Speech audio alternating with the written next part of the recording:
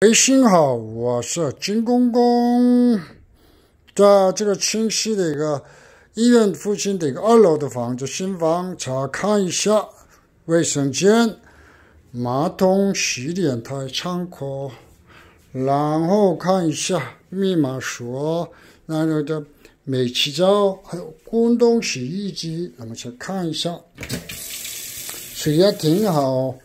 这样看呢，当然这有一个鞋柜，然后冰箱，然后